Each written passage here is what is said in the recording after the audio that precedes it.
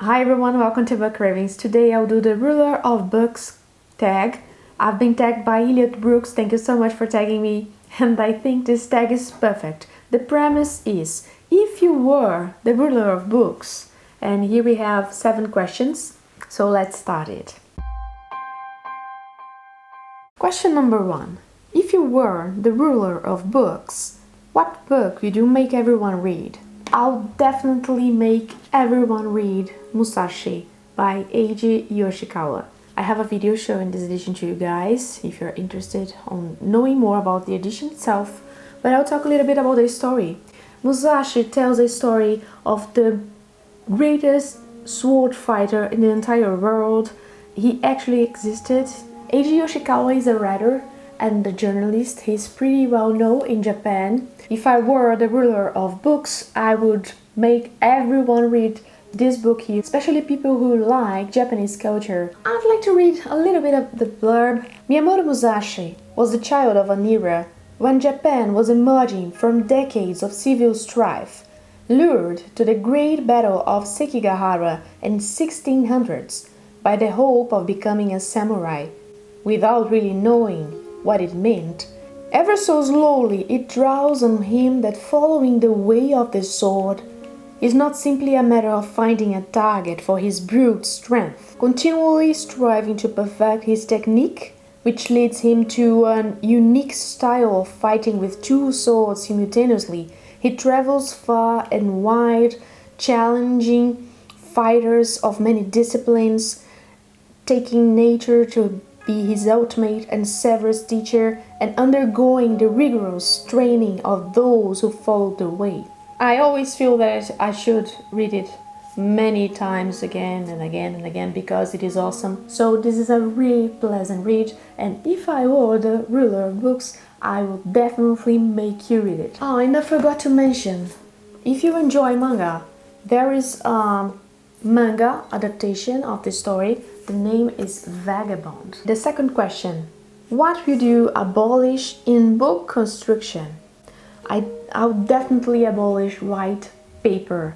I hate it. I think it's so uncomfortable to read.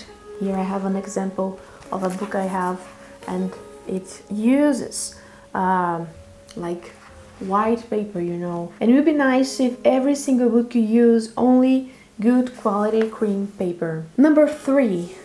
What author would you commission to write you any book? Guess what? George R.R. Martin. So I'll definitely try to commission him to continue, to hurry up, man, please, please, give us more things to read. I'm so sorry if you enjoy this series, but I can't stand it. This is the Legend trilogy, and I wanted to like it, but in the end I hated it, so Legend trilogy, demoted. Question number 5. What cover artist would you commission to make a mural? I would definitely commission Sam Weber, the guy who made this cover here of Dune. This is Dune by Folio Society. I hope the focus helps us here. I've made a video about this Folio Society edition. I'll put a link here in case you want to watch it. I love this book. I love this edition. And wow, imagine a mural made by Sam Weber. The illustration could be this one here. I love it. Look, look, look. Question number 6. What character's face would you put on a coin? My favorite male character, his name is Han Alistair. He is one of the main characters of The 7 Helms by Cinda Williams Chima, because he's a character that never disappoints. He's likable, he's super handsome, super confident, super relatable, and trustworthy. I love Han Alistair, so my coin would have his face on it. And question number 7, the last one. What book would you award the ruler of books 2017 prize to? This is the best book I've read in 2017 so far. The Red and the Black by Stendhal. I haven't filmed a review of this book because I consider myself incapable of doing it justice. Since it's a classic, I was expecting a slow-paced book, a really difficult book to read, and I found a completely different thing. I enjoyed it so much that I've been thinking of going back to French lessons to be able to read this book in the original language, which is French. Julian Sorel is a 19-year-old, really handsome and smart boy in the beginning of the book. His father and his brothers, they hate him, they beat him, and he knows he has some talents. For example, he has a crazy, awesome memory.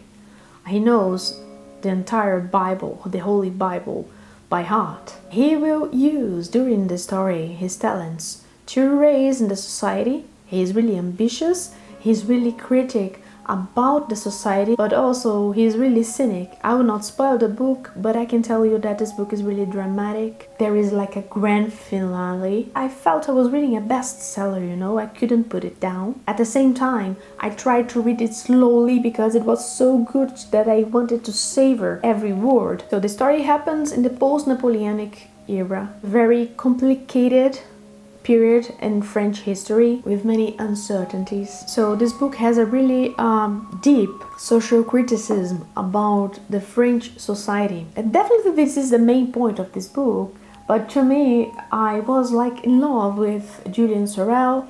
He's such an amazing character, so complex. He is not a hero or not an anti-hero. He's both things, you know. So this was the Ruler of Books tag.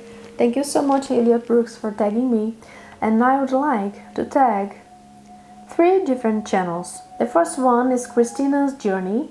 The second one is Common Touch Fantasy, a channel about fantasy and science fiction that I really like. So I'll put the link of his channel here in the description box. And Books and Things, one of my favorite channels about classic books. So that's all for today. Thanks for watching. Bye bye.